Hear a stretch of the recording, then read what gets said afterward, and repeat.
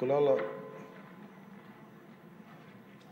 కొట్లాటలో వెనుకబడిన కులాలు, అత్యంత వెనుకబడ్డ కులాలు, దేవాలయాలు కూడా అడుగుపెట్టనివని పరిస్థితుల్లో వీళ్ళందరి జీవితాలు బాగుండాలి అని జాతిపిత మహాత్మా గాంధీ గారు ముందుకు తీసుకొచ్చింది. అలాగే జనసేనకి స్ఫూర్తి అయిన శ్రీ నారాయణ గురువు గారికి, అలాగే రాజ్యాంగ నిర్మాత శ్రీ బాబాసాహెబ్ అంబేద్కర్ గారికి హృదయపూర్వక నమస్కారాలు తెలియజేసుకుంటూ నేను స్పీచ్ని అంటే మా జనసేన అభిప్రాయం తెలియజేస్తాను. అధ్యక్ష, గత 2 దశాబ్దాలుగా ప్రత్యేకించి ఇంకా స్పష్టంగా చెప్పాలంటే 2004 నుంచి చాలా దళిత మేధావులతోటి, చాలామంది దళిత కార్యకర్తలతోటి, అటు మాల మాదిగ ఉపకులాలు కావచ్చు, అన్ని రకాలుగా చాలామంది మేధావులతోటి చర్చల్లో పాల్గొన్నవాడిని. అధ్యక్ష, వారు నన్ను మనస్ఫూర్తిగా ఆహ్వానించారు. అలాగే బహుజన సిద్ధాంతం కానీ వీటి పట్ల ఆకర్షితులైన వాడిని. అందువల్ల నన్ను చాలాసార్లు ప్రత్యేకించి వర్గీకరణ గురించి అనేక పర్యాయాలు దీని గురించి మాట్లాడుతూ ఉండేవాళ్ళు. నాకు తెలిసిన అనేక మంది మేధావుల్లో ఒకరు, చాలా కీలకమైన వ్యక్తి, central university professor Shri Nimmaladinna Sudhakar garu. అలాగే మాల మాదిగ ఐక్యత కోసం కలిసి ఉండాలి కానీ వర్గీకరణ జరగాలని కోరుకునే కళాకారుడు, కవి మాస్టర్జీ గారు. అంటే ఎలాంటి వ్యక్తులను నేను కలుసుకున్నానంటే, ఆయన మాదిగ కులస్తులు అయింది కూడా ఆయన మాలకులానికి చెందిన ఆంధ్రాకి చెందిన మాలకులానికి చెందిన వ్యక్తిని పెళ్లి చేసుకొని మాల మాదిగ ఐక్యత ఉండాలి కానీ వర్గీకరణ జరగాలని ఇలాంటి ఎన్నో ఆర్గ్యుమెంట్స్, ఎన్నో రకాల అభిప్రాయాలు ఉన్నాయి. వీటన్నిటి మధ్యలో మేము ఒక బలంగా దీన్ని తీసుకున్నాం. అధ్యక్ష, ప్రత్యేకించి రిజర్వేషన్స్ కానీ చాలా డిస్కషన్స్ ఉండేవి ఆ టైంలో. ప్రత్యేకించి మన వర్గీకరణ గురించి, అలాగే క్రీమీ లేయర్ గురించి, అలాగే ఇంకా కులం గుర్తింపు లేని కులాలు, బేడా బుడగ జంగాల గురించి, రెల్లి కులస్తుల గురించి అనేక మార్లు చాలా విస్తారమైన చర్చలు ఉండే. అధ్యక్ష, కానీ ప్రత్యేకించి ముఖ్యంగా అంటే ఉదాహరణకి దళితులు ఎలాంటి గొప్ప మేధావులను కలుసుకున్న నిమ్మలదిన్న సుధాకర్ గారు వారు చెప్పింది, ఆయన స్వతహాగా దళిత కులానికి చెందిన మాల కులస్తులు అయింది కూడా అసలు దళితుల కంటే వెనకబడ్డ యానాదుల కులం గురించి ఆయన రీసెర్చ్ చేసి వారికి నిలబడాలి అని చెప్పి చాలా ముందుకు తీసుకెళ్లే వ్యక్తి. అధ్యక్ష, అలాంటి ఎంతోమంది చాలా ఉన్నతంగా ఆలోచించి నేను దళిత కులస్తుల్ని, దళిత మేధావులతో నేను కలిసి వచ్చిన వాడిని, వారితో నడిచిన వాడిని. ప్రత్యేకించి ఈ రోజున వర్గీకరణకు సంబంధించి దీనికి మనస్ఫూర్తిగా ఈ స్థాయి దాకా వచ్చింది అంటే, ఒకళ్ళు మందకృష్ణ మాదిగ గారు అయితే దాన్ని ముందుకు తీసుకెళ్లిన వ్యక్తి శ్రీ నారా చంద్రబాబు నాయుడు గారు. అధ్యక్ష,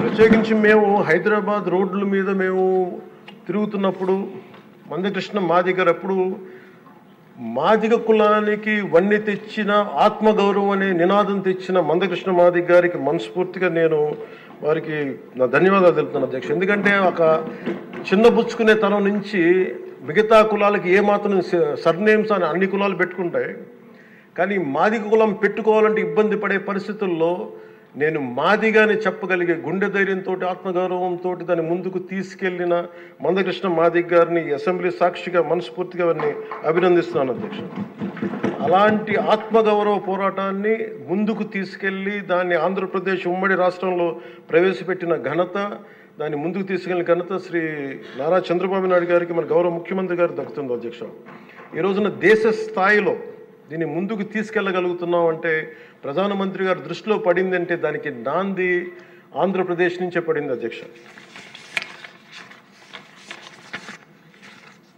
మేజర్గా మాకు అప్పుడు నేను ఇలా దళిత మేధావులతో అందరితో మాట్లాడుతున్నప్పుడు, ఇది వర్గీకరణ మాల కులస్తులను తగ్గించి మాల కులస్తులకి అన్యాయం జరుగుద్దని చాలా 2 వర్గాల వారు కూర్చొని మాట్లాడుకునేవాళ్ళు. అధ్యక్ష, ఆ టైంలో నాకు వినిపించిన ఆర్గ్యుమెంట్స్, అధ్యక్ష, ఉదాహరణకి ఏపీలో మాల కులస్తులు, మనకి తెలంగాణలో మనకి మాది కులస్తులు ఎక్కువ అధ్యక్ష.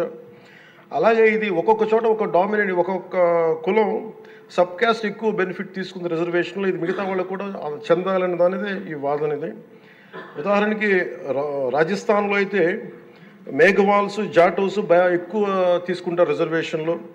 భైరవ కులస్తులు కానీ, కోలీస్ కానీ దీన్ని తక్కువ శాతం తీసుకుంటారు. ఇక్కడ వాళ్ళు బెనిఫిట్ అవుతారు అధ్యక్ష రాజస్థాన్లో.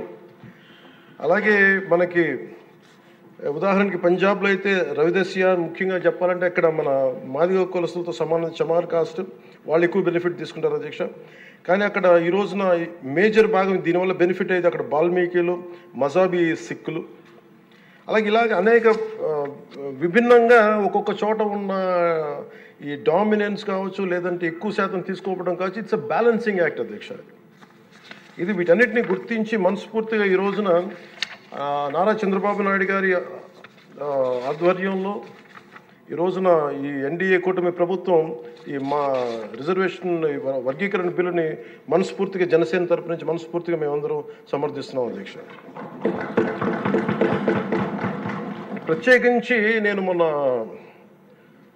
రాజీవ్ రంజన్ మిశ్రా గారితో మాట్లాడుతూ ఉంటే 100 నుంచి 10,000 లోపు ఉన్న దాదాపు 59 ఉపకులాలు, మా దళిత కులాలు, ఇవన్నీ మాలమాదిగా దళిత ఉపకులాలతో సహా 59 ఎక్కువ సంఖ్యాబలం ఉన్నాయి. దీన్ని ఎలా చేస్తారంటే 100 లోపు నుంచి 10,000 లోపు ఉండే 46 కులాలు అధ్యక్ష.